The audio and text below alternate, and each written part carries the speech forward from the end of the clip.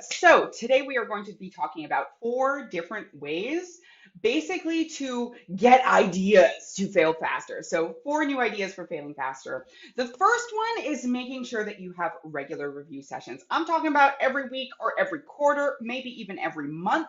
Not every year. A year is way too long of a time. Basically, if you want to be, once again, wearing the leader hat and not the doer hat and still making sure that your team is failing faster, you need to have regular check-ins to make sure that you can monitor what's going on, monitor the data, monitor the success, monitor what's happening. Really important.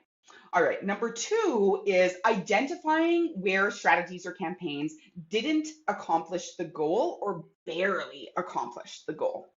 So when something didn't accomplish the goal, basically something in that hose was kinked up and you need to find that kink and unkink it and do it faster rather than sooner. That doesn't mean ditch it entirely, right? That means start to look for opportunities where strategies or campaigns are not achieving the goal as soon as possible. Identify the earliest spot basically in that hose that needs unkinking and work on that quickly. The other thing that's really important is when things maybe just met the goal, but they didn't truly exceed the goal, right? This isn't technically a failure, but if you can identify, once again, if there's a kink in that hose that can be unkinked, right? Often if you have a traffic funnel or a conversion funnel or something, and the traffic at the beginning of it, even if you're just getting like 1% or 2% of people clicking on something, if you can increase that even by a percent, you are then 150%. No, sorry, that is an increase of at least 50%, possibly even 100%. You are possibly doubling the success of that just by not stopping when you have achieved something, but looking at, okay, where was the failure within this thing that was successful?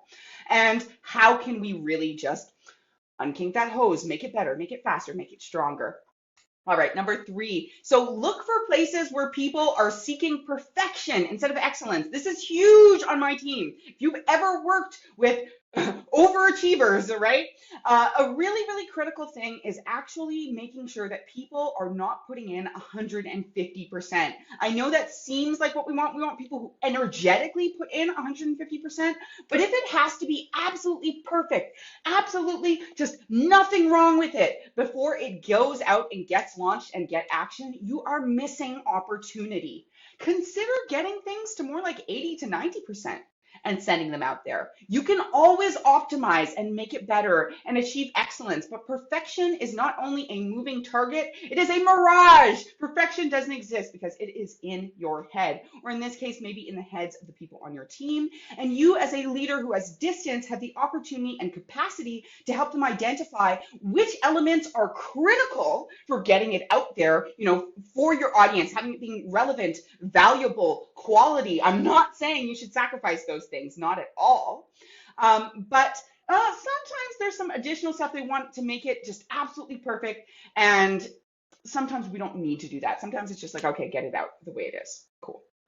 All right, and last but not least, which is areas where you are learning new information as you go. So new information changes the context, changes the relevance of the stuff that you're working on. So if you're getting new data that's telling you that something maybe isn't working, listen to that data. Do the check, make sure there's no hose to be unkinked. But sometimes if it looks like a duck and it quacks like a duck, it just is a frickin' duck. So as you are absorbing new information and data, use that to make new decisions. It is so tempting, the sunk cost fallacy, right? To keep going with something because you've put energy into it, because you've put time into it, because you feel attached to it because of those things. But the reality is that if it is not providing value for your audience, it is not providing value for your team, it's not going to magically start doing so unless the context changes, which is outside of your control most of the time. So act on the new data that you get. That doesn't mean every time you get a new piece of data, just change everything. Look for the patterns, right? The patterns in the data. Ask yourself relevant questions like why around the patterns in the data. In fact, you can ask yourself why about any of these ideas for failing faster. It'll take you much further and better than otherwise. But please, it's quacking like a duck, just assume it's a duck, just save yourself some time and energy. And as you learn more information, adapt to it, even if that means calling what you are currently working on a failure for the moment. All right. Thanks again for tuning in, and we will talk soon.